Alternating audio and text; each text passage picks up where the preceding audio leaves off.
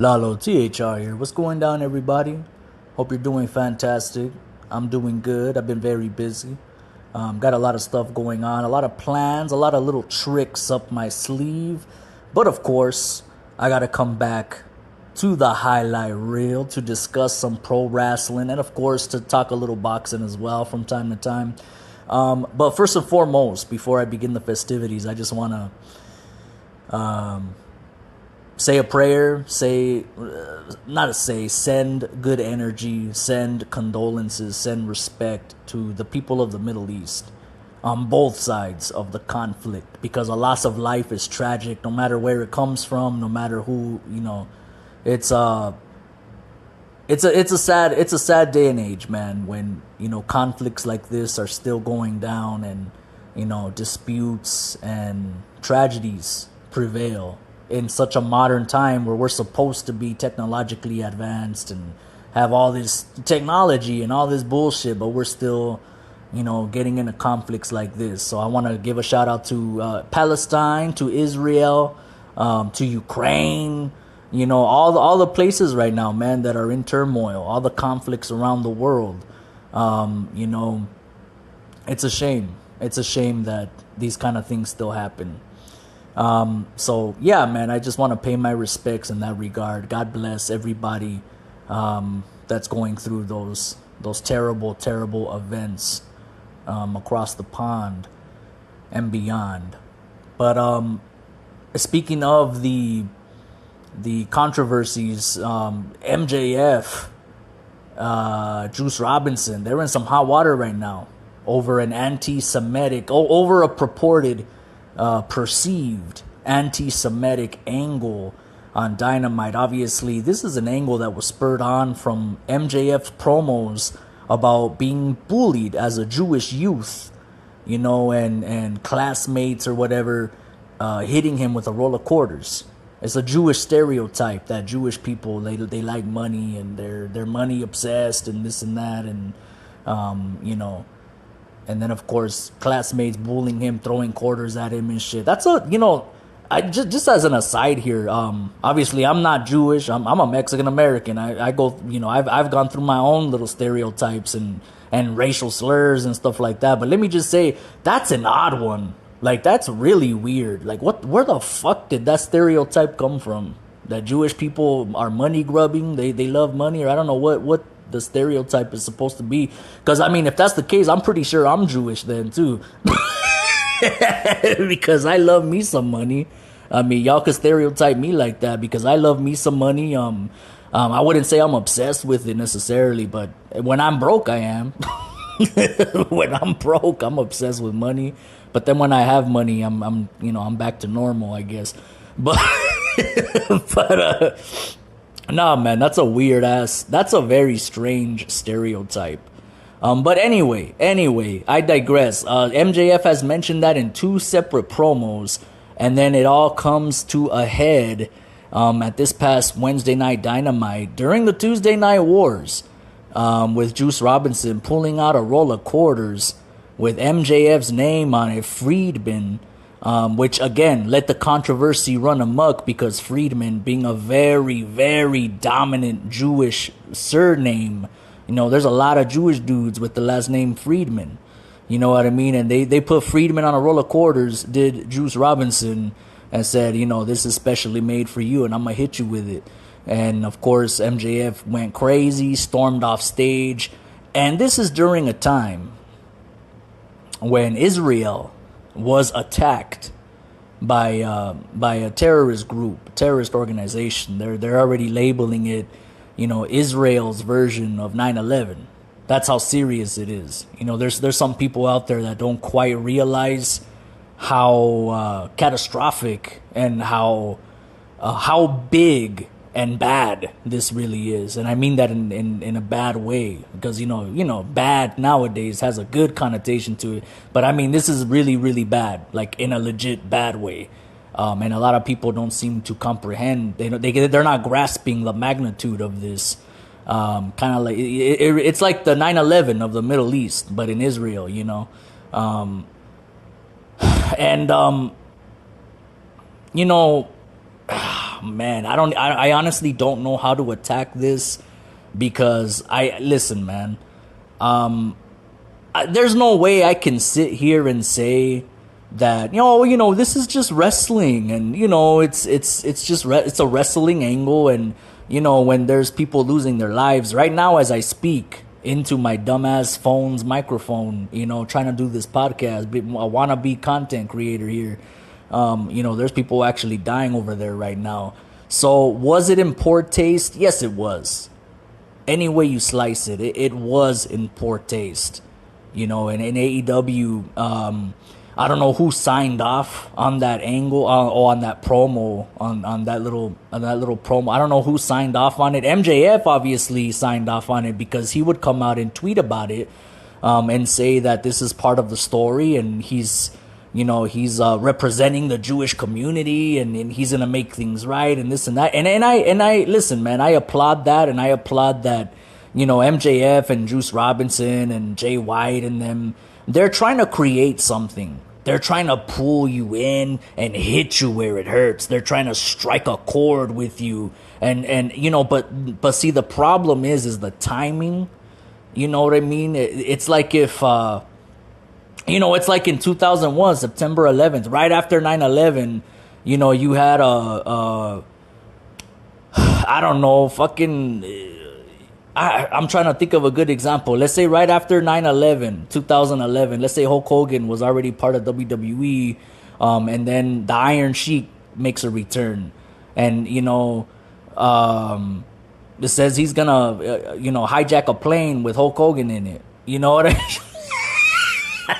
You know what I'm saying? I mean, that's just an example. Like, would that be in poor taste? Yes, it would be. I don't give a fuck if it's a wrestling angle. Right after 9/11, imagine they had Iron Sheik come out and say he's going to kidnap Hulk Hogan and hijack an airplane with him in it and crash it. And Hulk Hogan says, "Oh, I'm going to beat your ass now." Like, come on, man. Like, yes, this is wrestling, but, there's a time to do things and a time when you probably shouldn't do things. You know what I mean? So... yes, it was in poor taste, but with that said, I do think that the outrage that this angle has created is also kind of it's fake. Like I feel like WWE fanboys, they come out the woodwork when stuff like this happens just to trash AEW because they're virgins, man. They don't have lives, and they do stuff like that. Like, I feel like if WWE was the one that put this angle on, it would not have received this amount of backlash. I mean, I've been saying it on Reddit. I've been saying it on Reddit. I've been saying, listen, man, where was this kind of outrage when they had JBL at the quote-unquote Mexican border beating up on illegal immigrants trying to cross, making fun of Mexicans? They had the Mexicals coming out on lawnmowers, and I don't care if that was their idea. I come on, man. I've been told, oh, that was their idea. I don't give a fuck. How many wrestlers pitch ideas to WWE Creative and get turned down all the fucking time? But of course, they green light that one, huh? Get the fuck out of here, man. Oh, it was their idea. Come on, man. Let's not have selective outrage. And let's definitely not feed the trolls, because I do think a lot of people with this quote-unquote outrage towards AEW are just merely trolls for WWE coming out and trying to make AEW look bad. You've been seeing it all over wrestling Twitter, man, since the Tuesday Night Wars. Quote-unquote Tuesday Night War.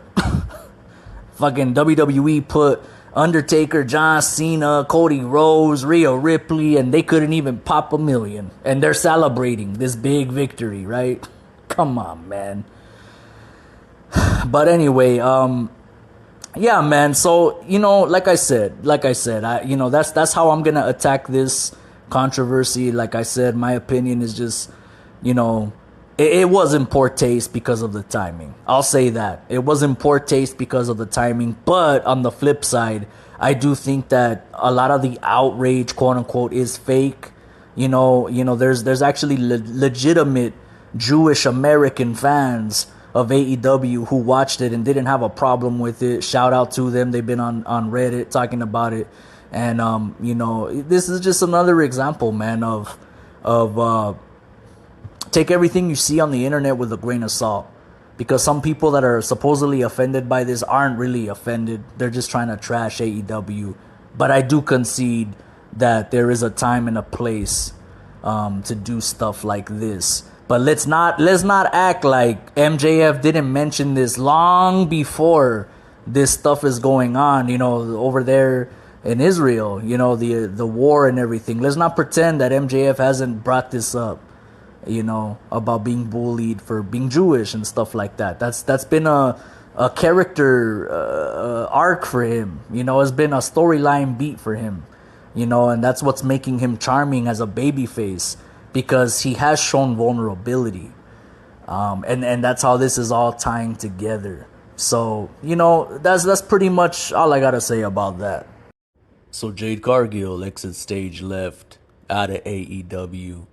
And you know what, man? This is good news for her. Because AEW did not use her well at all, man. At all. And I know what some of you might be thinking listening to this.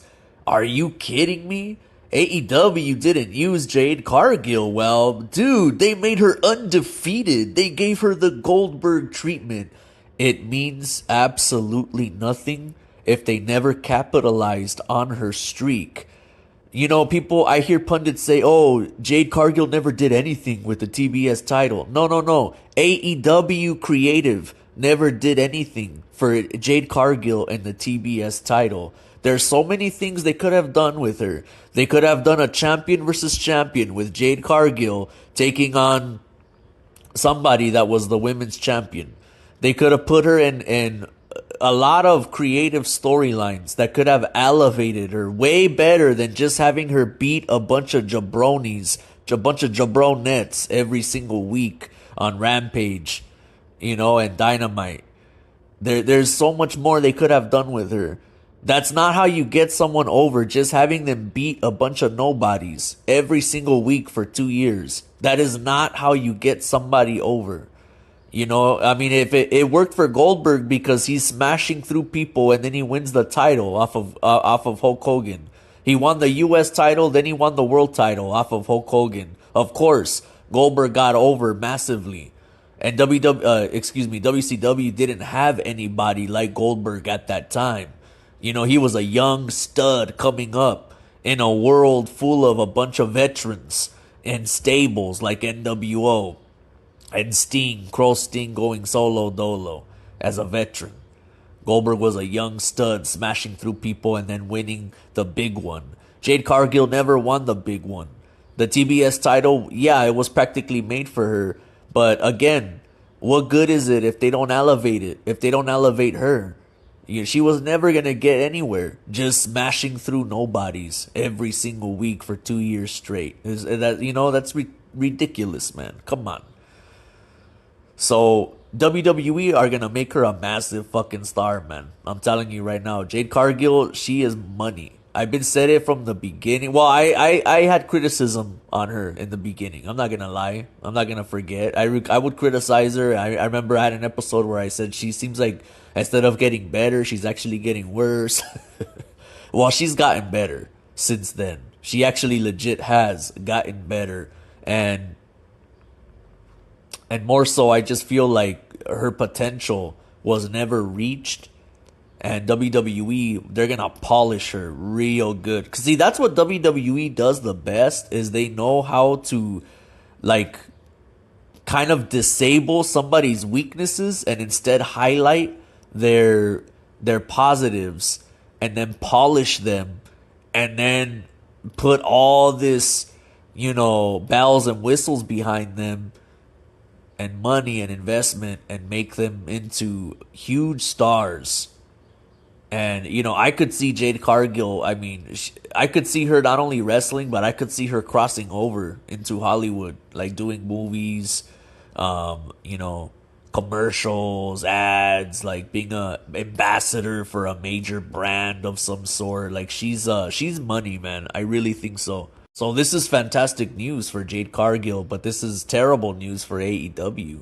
I mean, I want to say it's terrible news for AEW, but not really, because again, they weren't doing nothing with Jade Cargill anyway.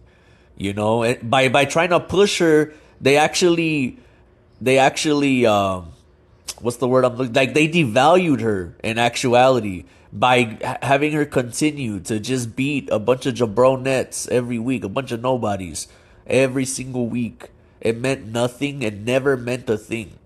You know, maybe when she first initially won the TBS title and then smashed a few jabrones, that was okay. But after that, they should have put her into a major program beyond that, you know, and they never did. They never did, dude. The biggest thing she's ever done was her match with Chris Statlander, which she lost. You know, twice. You know, then she comes back after a couple of week hiatus, a month hiatus, and then loses again. But obviously, as it turns out, we know now that she's on her way to WWE, so that's why. But that's literally the biggest thing she's ever done in AEW, besides her tag team match with, you know, Shaq and Brandy Rhodes and Cody, you know, and whoever else it was. But besides that, you know, but I mean, as far as her, you know, her long run with the title and everything, her biggest match was with Chris Statlander, which she lost. What a way to push somebody, you know, the biggest match that they have, they lose. Come on, man. So, you know, WWE, they're going to really capitalize and make her into a big star, you know, because you can't go wrong with someone like Jade Cargill. She just has money written all over her, and I can't wait to see it. Well, that recording you heard of Jade Cargill, that was from a few weeks ago now. We have actually seen Jade Cargill officially on WWE TV. We've seen her walking like in the parking lot, heading into the building as Triple H greeted her, and then subsequently Shawn Michaels doing the same while she made an appearance on NXT in the now famous NXT versus AEW Dynamite Tuesday Night War, if you will, which WWE won that soundly, I must say. But Dynamite was a fun show, and, you know, who gives a fuck about ratings, right? I watch wrestling, not ratings. Put that on a t-shirt. But yeah, man, Jade Cargill, she looks like a fucking superstar, man. You know, I mean, quite frankly, I'm gonna go out and say at this point that Jade Cargill was too big for AEW. Let's just put it like that. Because, you know, when you compare her to the rest of their women's roster, besides a few like Toni Storm, Jamie Hayter, like girls like them, besides those two, like Jade Cargill just looks way superior to every other woman on that roster. You know, like Chris Statlander, and I know I'm going to get a lot of heat for this. I don't really see Chris Statlander as a major star potentially. I don't, to be honest. I think that, like, she's good in the ring, but she's missing a certain presentation to her. I mean, like, you know, people want to criticize the alien gimmick, but at least she had a character. Like, now that she dropped the alien, you know, gimmick, what is she now? What is Chris Statlander's character now? She's just her, and it's a blank page, man. There ain't nothing to her. She needs, and I don't mean that like I'm not trying to diss her. I'm not, you know, she's a very attractive woman and she's good in the ring. She's talented. She's got talent, but what I'm saying is she's missing a little extra bells and whistles to put her up to the same level as a Jade Cargill. Like, Jade Cargill's a fucking star, man. You don't even need to do nothing with her. Just look at her. That's what I'm trying to say. Jade Cargill, she passes that airport test. You see Jade Cargill walk through an airport, you're going to be like, that's a somebody. You see Chris Statlander walk through an airport, and it's just a chick walking through an airport. A very attractive chick, but just a chick. You see what I'm saying? Chris Statlander needs something. She needs a presentation. She needs a character. And yeah, man, like besides Tony Storm, besides Jamie Hayter, I guess Britt Baker as well, Jade Cargill is just superior to every other woman on the roster in looks, in presentation, and superstardom that she has the potential to be. And boy, is it gonna be realized in WWE. You already see them gassing her up, hyping her up. I mean, they're putting cameras on her just walking into the damn building. So this is big, man. This is big for WWE, and this is big for Jade Cargill. And I cannot wait to see, there's a big debate, I guess you could say, or speculation on if she's going to start with NXT, if she should start with NXT, or if she should just jump right in, to the deep end of the swimming pool without getting her feet wet and go on to the main roster. I could see both sides of the argument. See, now I got Jamie Hayter on my mind. I miss Jamie Hayter, let me tell you right now. But anyway, Jade Cargill, she's often been criticized for her lack of skill in the ring. And she could definitely get more polished in NXT. But the problem is, the thing with Jade Cargill is that when you look like her, when you look like Jade Cargill, you really don't need to be fucking Bret Hart in the ring. You don't need to be fucking Kurt Angle in the ring when you look like Jade Cargill. You know what I mean? Look at fucking Goldberg. Dude's a legend now. And what did he do his entire career? Spear, jackhammer, grunted into the camera. Rah! And there you go. That was his whole career. Every match. Barring some matches where he ran into the post and busted open, or getting schooled by William Regal. I mean, barring that, the majority of his career, his matches, just spear, jackhammer, pinfall, scream into the camera. Exit stage left. And why? Because Goldberg fucking looks like Goldberg. He don't gotta be Bret Hart in the ring. He don't gotta be Eddie Guerrero in the ring, looking like Goldberg. The same thing applies to Jade Cargill. And given that they've already showcased her, walking into these buildings, they could just send her into the main roster already, and have her squash some jabronettes and get into it. But because of the fact that she showed up on NXT, albeit just walking into the building, I think that hints that she is going to have some presence on NXT for a little bit. I highly doubt Jade Cargill's going to stay for very long in NXT, though. If she does actually end up being a part of NXT, it's going to be for like a couple of months, a few months maximum. And then she's heading straight in. She's going to dive into that swimming pool deep in Michael Phelps. And she's going to be a superstar. She already is. So there was rumors going back some time now that Fox was not too pleased with the ratings that SmackDown was garnering. Although they were decent rating numbers, Fox expected better.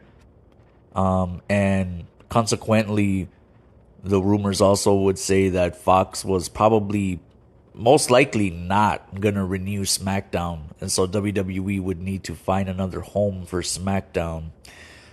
This morning, September 21st, 2023, those rumors have been confirmed now, vindicated, because as it turns out, beginning October 24th, SmackDown will quote-unquote return to the USA Network. I say quote-unquote because I don't remember SmackDown ever being on the USA Network, ever, at any point.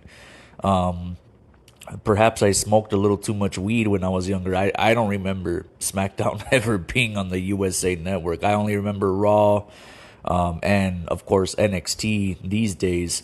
Which, speaking of Raw and NXT, according to some of the pundits, let's say, because SmackDown is returning to USA Network, this is indicating that Raw and NXT will need to find new homes, which I don't understand why they can't coexist on the same network. In fact, if anything, it would make more sense to me that all of WWE's programming would be made available on the USA Network. But then again, I guess it's too high of a price tag, for USA to buy the rights to air SmackDown and Raw and NXT. I guess that is kind of, overload there. And it does appear that SmackDown is going to have a 5-year run with the USA Network, which is incredible. It's going to be weird, man, seeing SmackDown on the USA Network. I got to be honest. It's going to be very weird because I'm so used to Raw being on there for so long. Obviously, I know back in the day when Spike TV was a thing, the new TNN that later turned into Spike TV. I know that they had Raw for a brief period of time, like I think like a 4-year span or 3-year span, something like that, from like 2001 to 2004 or 5. Yeah, that seems about right. But it's gonna be really weird to see SmackDown on the USA Network. It's gonna be odd, like we live in bizarro world where everything is in reverse, everything is upside down. That's how it's gonna feel. So it remains to be seen where USA Network and NXT go. I think NXT should just go back to Peacock / WWE Network and in international markets where WWE Network is still a thing. And NXT was better when it was streaming exclusive, and it was taped, and it just, for a 1 hour show, or I don't know, it's 2 hours now, but I would put it back to being 1 hour and keep it the way it used to be. I know they have this initiative where they're trying to establish NXT as a legitimate third brand, and you have people like Becky Lynch and Dominic Mysterio over there with championships, apparently.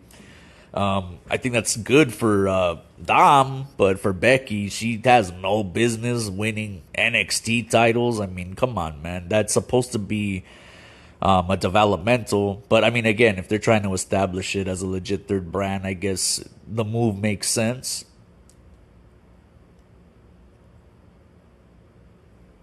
I just really want to see Monday Night Raw go back to 2 hours, man. I know that's probably not going to happen, but man, I would love to see that. If Monday Night Raw could go back to 2 hours, I would probably actually start watching again the way I used to, like religiously when I used to watch it back to back. The way I'm watching AEW programming now. Because I need more of a wrestling fix now, because I've completely abandoned Rampage a long time ago. I can't remember the last time I sat through a Rampage episode, and Collision, it looks like I'm gonna abandon that too, because Collision just isn't the same now that CM Punk left. It seems like Collision is turning into, Dynamite, like Dynamite 2.0. I don't know. It's not what it was, so I'm probably not gonna keep up with Collision anymore. So yeah, man, WWE. If Raw could go back to 2, I could watch SmackDown though. SmackDown is 2 hours, but Friday is for me anyway. It's kind of a tough sell. I do work Friday. Sometimes I like to do things. I don't know. Maybe I'm just throwing around excuses. I guess I don't really want to watch SmackDown that much. But yeah, this is interesting though. I gotta say, this is interesting news to wake up to. It remains to be seen what happens with Raw and NXT, guys. I'll keep you updated as more information becomes available. CM Punk reportedly rejected by WWE for a potential return to the promotion. I done told y'all, man. I told y'all. I don't know how. See, now look, I was wrong about the Edge rumor. I was wrong because, the rumors were running rampant that Edge was going to go to AEW. And I had proclaimed that I doubt that. That seems unlikely to me. And I was wrong about that. And I will gladly and shamelessly own up to it whenever I'm wrong about something. But for everybody that, was speculating CM Punk and acting like it's a foregone conclusion that Punk was going to WWE, I just gotta gloat right now. Because I don't know how anybody in their right mind thought WWE was just gonna accept CM Punk back with open arms. I mean, this is a guy here who was fired by WWE, returns to the business a near 8 years later, goes to a brand new upstart promotion that's making a lot of noise and where a lot of wrestlers seem to have a good amount of freedom there and flexibility. CM Punk gets fired from there too. And you gotta do a lot to get fired from AEW. Like, bro, Tony Khan never fires anybody.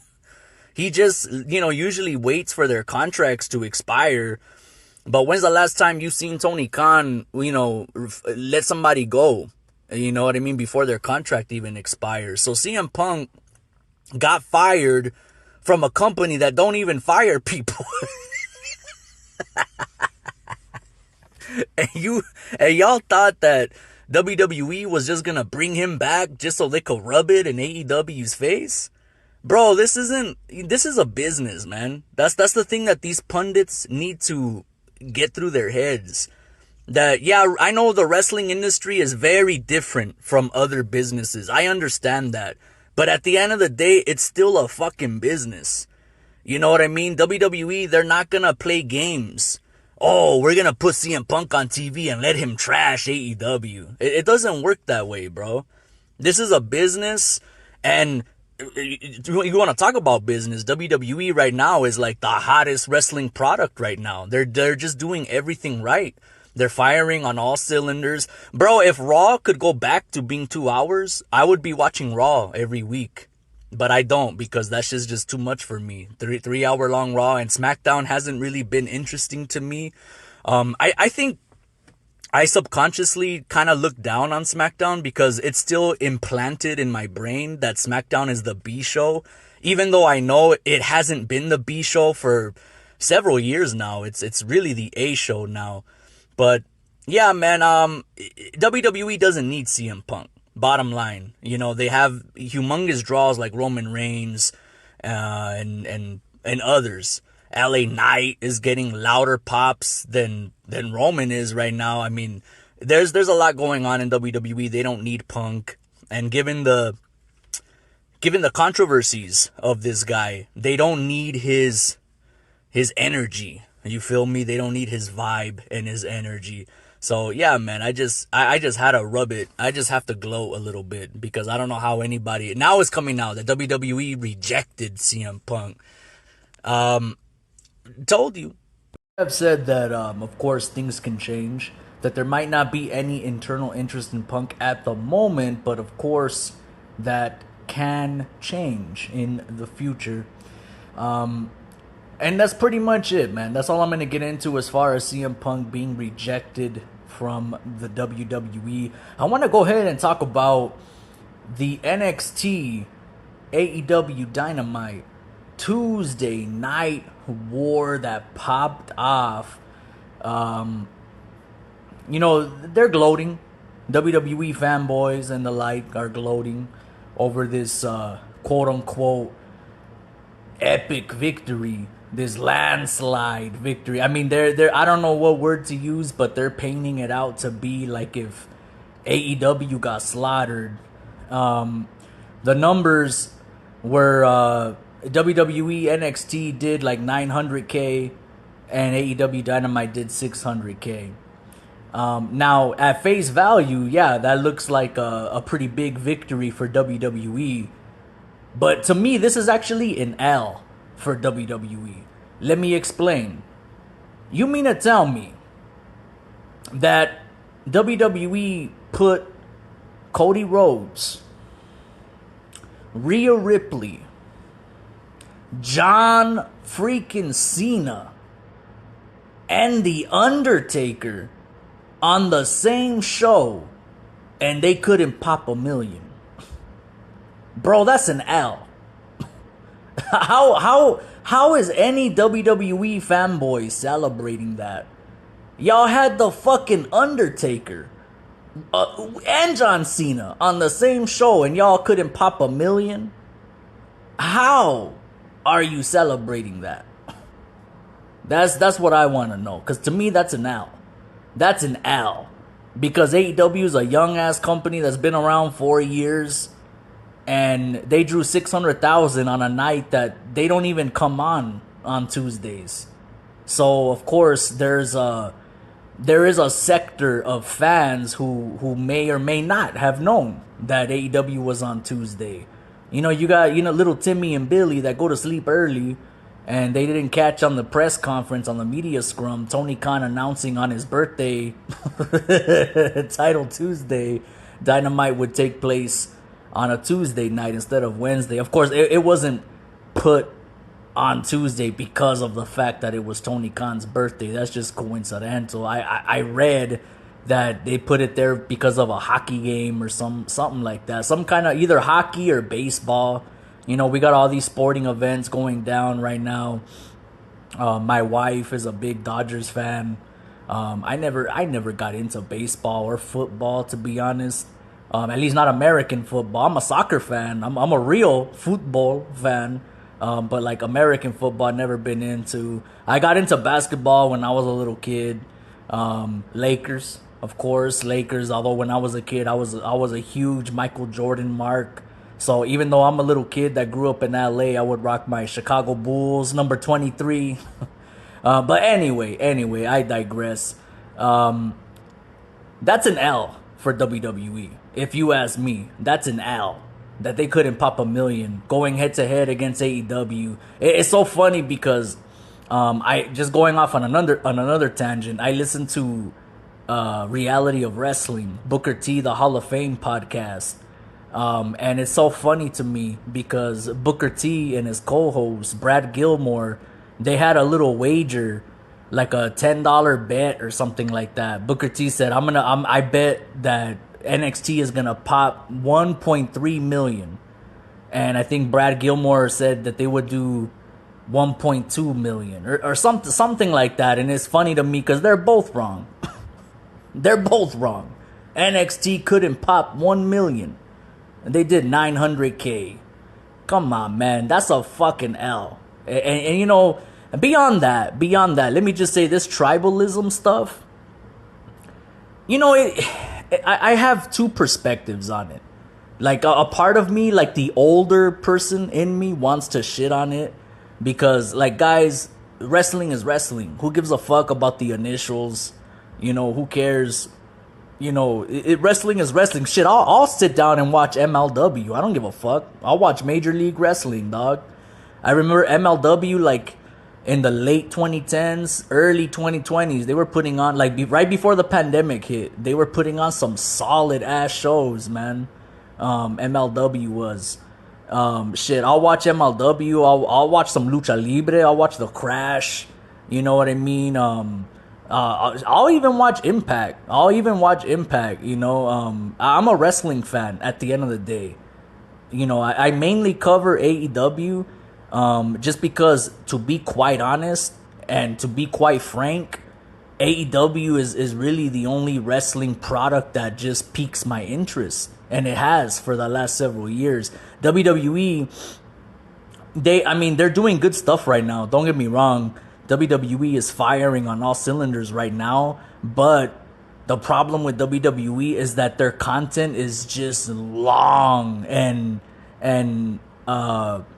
what's the word I'm looking for? Boring? Nah, not boring. Nah, I'm not gonna do them like that. Nah, man. The WWE's product is just, to me, it just takes a while. It's real slow build. Their wrestling style, it's long. AEW, I like its quick pace. Every Wednesday, boom. One and done. I used to cover Rampage and Collision, but I don't think that's gonna happen anymore. At least I know for sure Rampage, I ain't ever covering that shit again. Unless hell freezes over and Rampage becomes legitimately like AEW SmackDown, which is what we all thought it would be. And that it's turned into basically a primetime version of AEW Dark and Dark Elevation, but on Fridays. But Collision perhaps I may cover at some point. But AEW, bottom line, has really been the only wrestling product that has piqued my interest. In spite of the fact that WWE is actually doing good. I do watch WWE pay-per-views. I watch Fastlane. It was okay. It was just annoying because the replays, every time they cut to a replay, they did like the race car sound effect every single time for when they cut to the footage of the replay, and then when they concluded the replay, they would do that same sound effect. It was irritating the fuck out of me. It's funny because whenever I watch wrestling, especially a WWE pay-per-view, I always turn on my soundbar. You know what I mean? I got a Bose soundbar, and I put that up. I put the bass up so I could feel like if I'm in the building, if I could feel like I'm in the arena or the stadium. And I ended up turning that shit off. I turned off my soundbar. I'm like, fuck it. I'll just listen to the audio from my TV because it's lower. I don't have no bass because this shit's annoying. It was a decent show though, but kind of boring because again, it's WWE style. They just dragged on and on and on, and it was super overproduced and cookie cutter, But it is what it is. The Tuesday Night War, guys. Let me know what you think in the comment section if you're watching via YouTube. On the Spotify edition of this pod, I may put up a poll. We'll see what happens with that. But at the end of the day, guys, we're all winners. There ain't no losers in this war.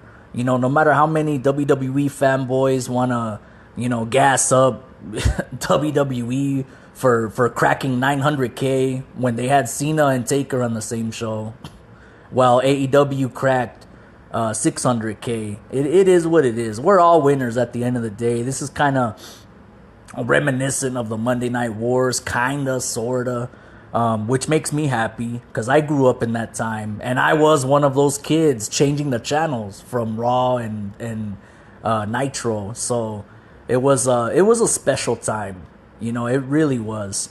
And perhaps we may be on the verge of recreating that, but instead on a Tuesday instead of a Monday. If this can become a permanent thing, I don't know if Dynamite would switch nights. Fat chance. But with WWE content moving around, we could end up seeing, perhaps NXT move to Wednesdays, guys. Who knows? Because, there's these rights negotiations going down, media rights, WWE's content. USA Network is reportedly going to have SmackDown. And I have a hunch that they're going to retain the rights for Raw as well. But the days that these shows will air is not a certainty. It's not a certainty that Raw is going to stay on Mondays. And it's not a certainty that SmackDown is going to stay on Fridays. In fact, I read that it's pretty much like a done deal that SmackDown is on USA and it's gonna be on a different night. It is not gonna be on Fridays. Take that with a grain of salt, of course. I don't know the validity of the source. Wherever I read that or heard that, perhaps on another podcast.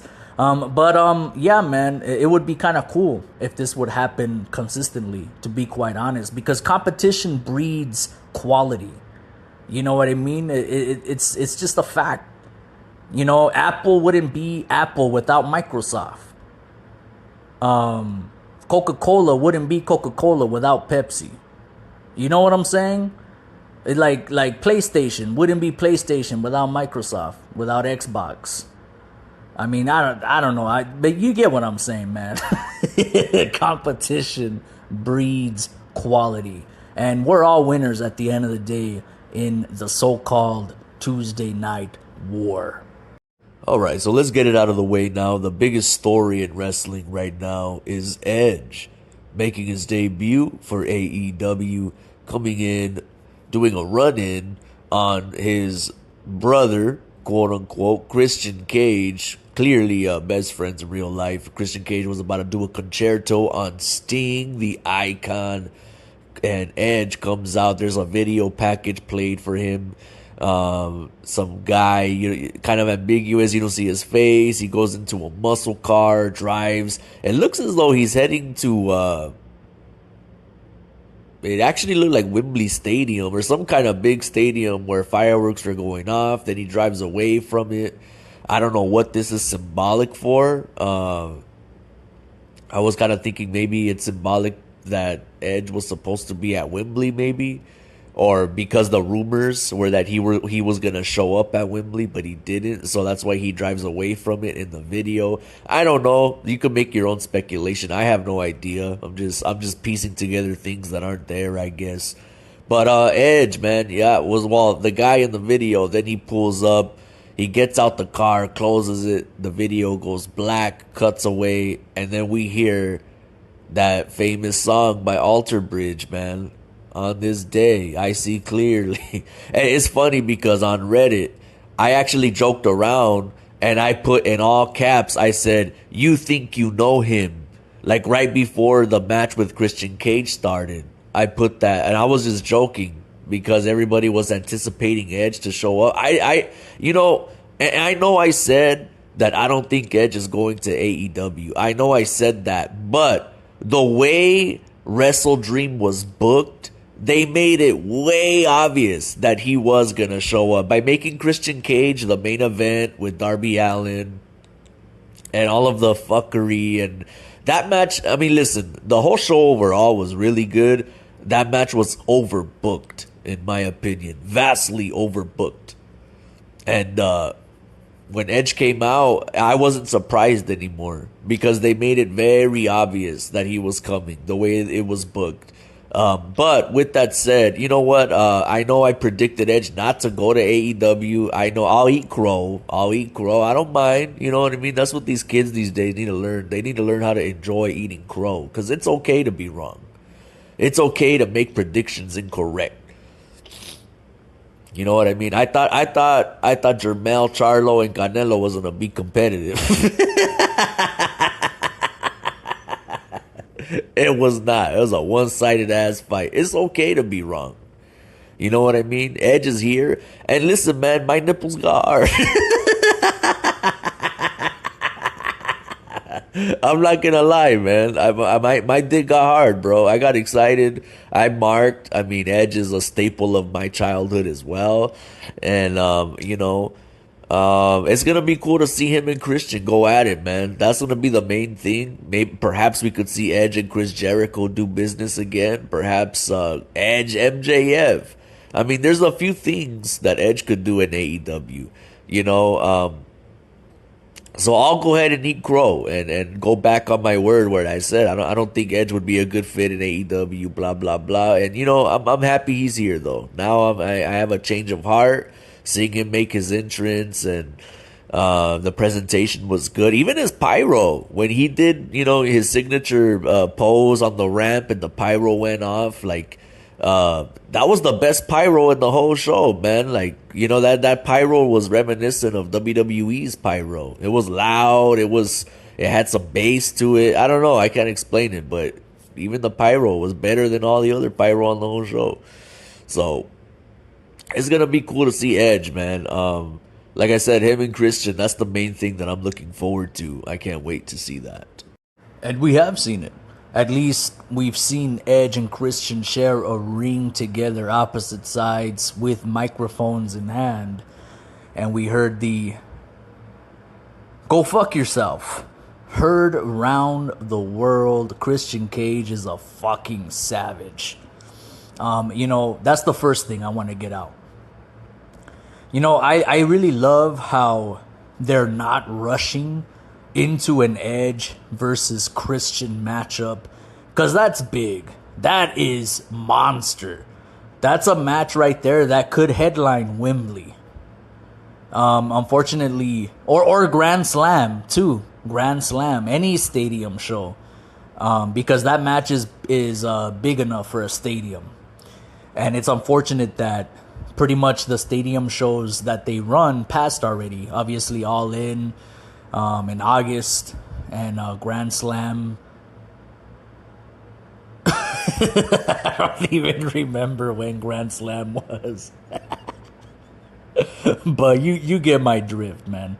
The stadium shows are long gone behind us, and we're going to have to wait a whole nother year until All In and Grand Slam. So, yeah, man. I don't know if they're gonna wait that long for the Edge versus Christian one-on-one matchup all the way to Wembley. They could. You know, if any match could have a year-long build that'll keep people invested and keep people interested, keep people anxious on the edge of their seat, waiting to see it pop off, it's Edge and Christian. And how iconic is that, man? The former tag team champs grew up together, basically. They might as well be brothers. You know what I mean? We all thought they were brothers when we were kids. I know I did. I thought they were legit brothers when I was a kid, blood brothers. And then you know, I grow up and find out they're just really close friends, but they're not related. But they might as well be related. They might as well be brothers because they've done everything together, man. You know, they were playing hockey together as kids, as a youth in Canada. You know, and grew up to become tag champs, and now, you know, in their late 40s, here they are in AEW, a whole different company, and they're the hottest thing now, easily. All due respect to MJF and Adam Cole. They've been doing phenomenal work. But move over, because Edge and Christian it's the must watch now. It's the must watch. It's the must see event whenever that singles match pops off. I don't know when, I don't know how, I don't know where. You know, I'm actually, I already purchased tickets to Full Gear going down at the Kia Forum. It'll always be the Great Western Forum to me. But but at the Kia Forum in Inglewood, California, I already bought my tickets. I'm going. And man, let me tell you right now, if they do Edge versus Christian there at Full Gear, I don't even know what to say, but I'm going to lose my whole damn mind. I was going to say something gross. Nah, man, that'll be tremendous. I don't think so. I really don't. I don't think they're going to do that. It would be too soon, even though I would selfishly fucking love for them to put on Edge versus Christian at the Kia Forum at Full Gear.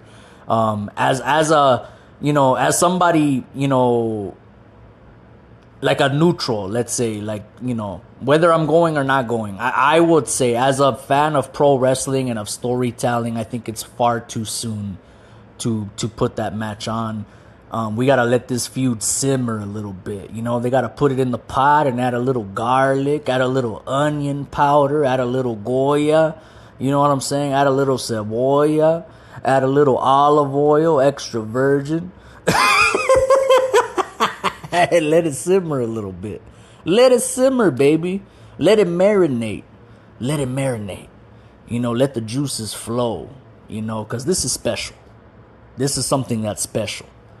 And it has potential to be fucking legendary for AEW. Because Christian and Edge, they're like, they can teach these kids in AEW a thing or two, man, about psychology. You know, because listen, man, I love AEW. I love it. It's my favorite wrestling promotion right now. And I love wrestling. I mean, I even watch MLW. But AEW lacks a lot in psychology. And you know, they're doing great things right now. I've given AEW a lot of shit. I've criticized it a lot. But god damn it, AEW is exciting again, man.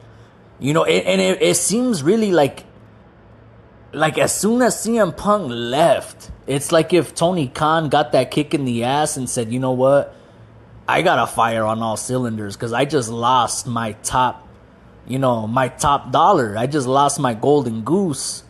And, you know, now what do I do? Well, I'm gonna have to fucking fire on all cylinders. I'm gonna have to take a bump of this cocaine, bro, and just go pedal to the metal and start telling stories. Start building characters. That's what they're doing.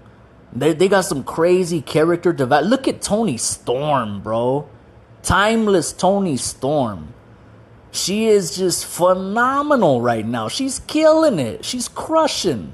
Look at Roderick Strong. Bro, Roderick Strong has never had this much personality in his entire life, bro. But with this storyline here with Adam Cole and just him going, Adam! up? He's just killing it, bro. He is killing it. I mean, and it's not just them. It's a lot. Like they're creating characters. Dude, Juice Robinson is a wild man, controversy or not. He's a wild man. And they're actually building characters and they're telling stories. And that's been missing in AEW because either they tell stories but they don't have characters, or they have characters but they're not telling stories. It's always one or the other. But now they have both. They're doing both right now. And it's got me fucking excited. So I am stoked. But Edge and Christian, man, they have a whole nother layer of psychology to their game and charisma and history. History. This is why this whole thing writes itself. It's simple, but you don't want to rush it, because this is something that can be special, and it's something that can span multiple pay-per-views even as well. I mean, I wouldn't mind seeing Edge and Christian have a trilogy. You know what I mean? Have a fucking trilogy, bro, with Edge winning the rubber match or however. I wouldn't mind seeing it. But yeah, man, that's the biggest story in wrestling right now, among many others, is that Edge is officially all elite. And we've seen him get in the ring and mix it up already with Luchasaurus as well in a decent match. I'm not gonna lie, I was a little bit nervous. Luchasaurus, he's he ain't no Bret Hart. You know what I mean? He ain't too smooth in the ring, but they did it, man. They did their thing, and it went well. Thank God, nobody got hurt, and it's exciting to have Edge in AEW. I'm not gonna lie. I know I'm eating crow. I said I didn't think Edge. I said the same thing for Mercedes Moné too, and evidently it appears that I'm probably most definitely wrong on that as well. I said the same thing about Mercedes Moné. I don't think she's going to AEW. I don't stand by that anymore, but. But the point is, I could admit when I'm wrong. I don't mind it. Shit, I love eating crow. It's delicious. It's delicious, man, because this is fun at the end of the day. All of this stuff is fun, man. It's not serious. It's pro wrestling. This ain't brain surgery. This ain't politics. It's okay to be wrong. It's okay to have fun and just enjoy it. Enjoy it for what it is, man. This is supposed to be an escape. It's supposed to be an outlet. You know what I mean? And that's exactly how I use it. I don't take it too seriously. I am passionate about it though. It's believe it or not, ladies and gentlemen, it is possible to be passionate about something even though you don't really take it that seriously though. And I know that's kind of like I don't know what the word I'm looking for, like an oxymoron, or I don't know what the word is I'm looking for, but I know that is like a double entendre. I don't know. Like, even though you don't take it seriously, you're very passionate about it though. And that's how I am with pro wrestling. It's not that deep, but I do love it. Love it. And I'm excited. AEW right now is killing it, guys. That's really, I know, this was supposed to be about Edge, this segment here, but I'm going to go ahead and just take this time to praise AEW, man, because I've been shitting on AEW, and if you listen to previous episodes, I've been shitting on it for quite some time now. Especially I have some episodes on Spotify. There's one titled AEW Has No Direction. That one in particular specifically is heavy. Like, I'm really going in on AEW, like bad. And I just keep it real. But look at me now. I can give respect and give the dues that are earned when they earn it. You know what I'm saying? I'm not somebody who's stubborn, like, oh well, I'm not gonna change my opinion. My opinion is you know what I mean? Like, I'm not stubborn, I'm not rigid in my ways. I just love pro wrestling, and AEW is starting to do it very well right now. They're telling stories, they're creating characters. And when you create characters, like good, compelling characters, it comes to a point where even the storylines don't even have to be very good. They could be bad, But if you got the characters, you know, that's really all you need. If you have compelling characters. Because look at the Attitude Era, man. You know, the Attitude Era gets so much praise. In my opinion, and this is a hot take. This is a hot take. And I could say that unironically. This is a hot take. But in my opinion, the Attitude Era is overrated as fuck.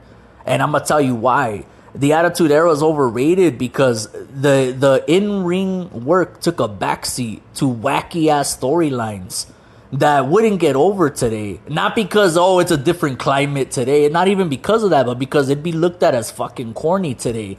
Bro, in the Attitude Era, they literally had Val Venus, a porn star character, in a feud with Japanese dudes, and they threatened to chop off his penis with a katana sword. They were walking around saying, we're gonna choppy your pee-pee. That's the Attitude Era, bro. They had Mae Young give birth to a hand. Bro, and that's the era in wrestling that all of y'all revere.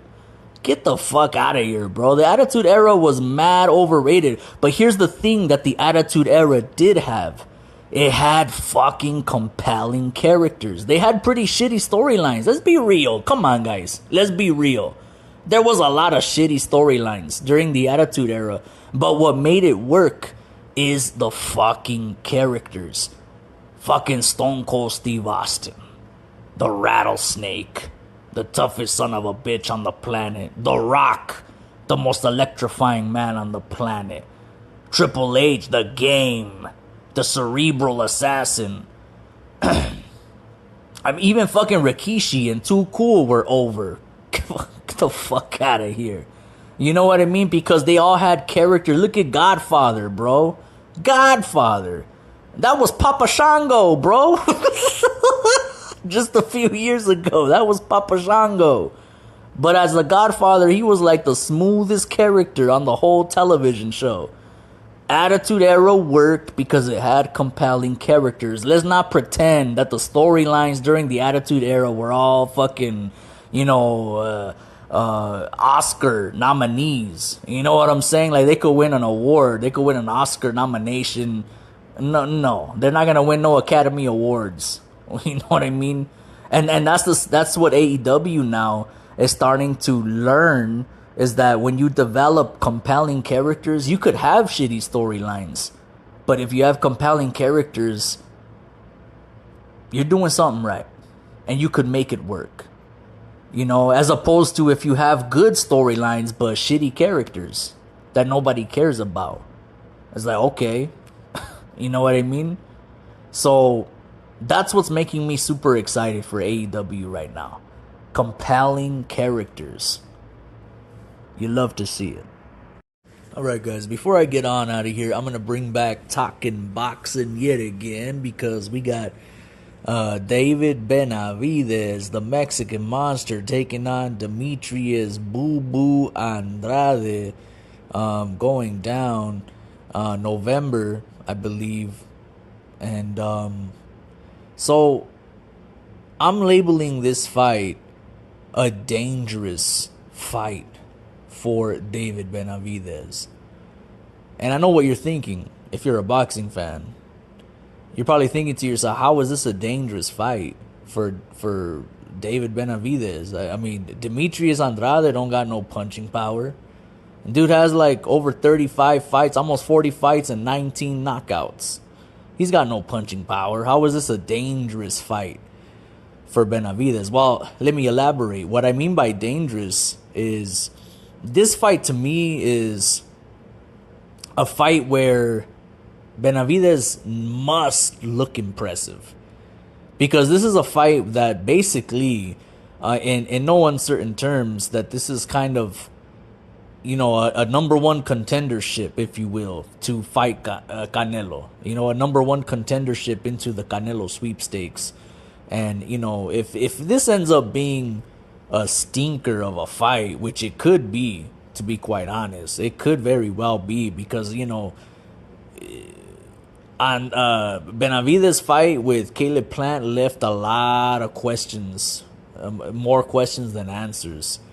you know. And I've detailed that fight. I have a couple of videos talking about that fight. Well, I have one video clip that was taken from an episode of the highlight reel where I really I went off on Kenny Bayless, the referee. The video clip is entitled "Disgusting" in all caps. Check it out if you haven't on YouTube. But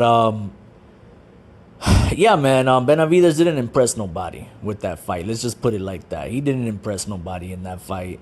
And so, you know, if this ends up being a stinker of a fight, man, Canelo's the type of cat that could easily just say, you know what, I'm not going to fight any of these dudes. You know, this was a terrible fight, and I'm better than both of these guys. I ain't got nothing to prove, so I'll just fight somebody else.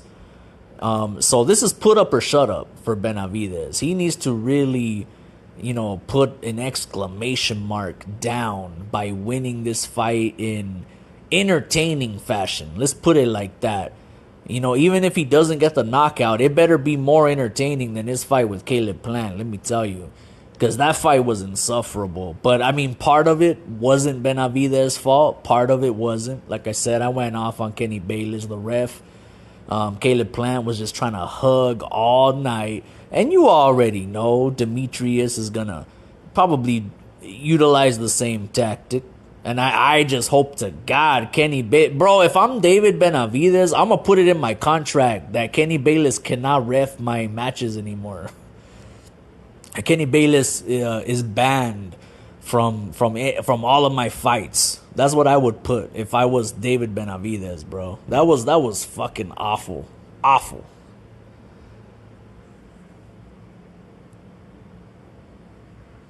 So this is put up or shut up time. And that's why this could be a dangerous fight. Because, you know, God forbid, let's say Andrade, let's say Demetrius wins this fight.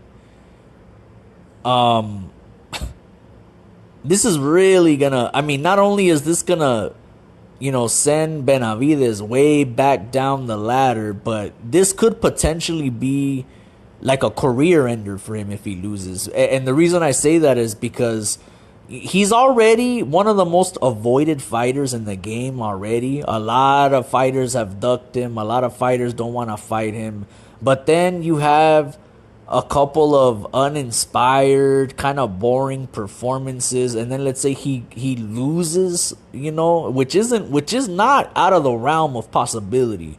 You know, if he loses to Demetrius, you know, then that gives all of the promoters and fighters incentive to say, well, we're not going to book this guy. I'm not going to fight this guy because look at his boring ass fight that he had. And he lost to Boo Boo. Incidentally, all my friends and family used to call me Boo Boo when I was a little kid. That's what's so funny. I don't know why. I don't know where that came from. But yeah, my friends and family all called me Boo Boo when I was a kid. But anyway, yeah, man, Demetrius Boo Boo Andrade, man. You know, he's not really a dangerous opponent per se, but he could be, because listen, man, you've heard the age-old adage that styles make fights, and Andrade, he could outbox Benavidez, man, and escape and get away, go on his bike, hightail it like O.J. Simpson in that white Denver Bronco. You know what I mean? You can't get him, and it could be it, but I'm going to roll with Benavidez. I'm going to roll with him. And I really want to pick a knockout like I did for Caleb Plant. But I think it's going to be a UD for Benavidez. It could be an MD. It could be a majority decision. Because Andrade is a solid boxer, man. He's a former Olympian, if I'm not mistaken. He represented the United States in the Olympics, Olympic boxing, which I don't even know if Olympic boxing is still around these days, because I remember reading that the Olympics were gonna remove boxing from their games, from their competitions or something like that, which is pretty lame if that's the case. But nonetheless, Andrade is a good fighter, man. He's a good boxer, very technically skilled and sound.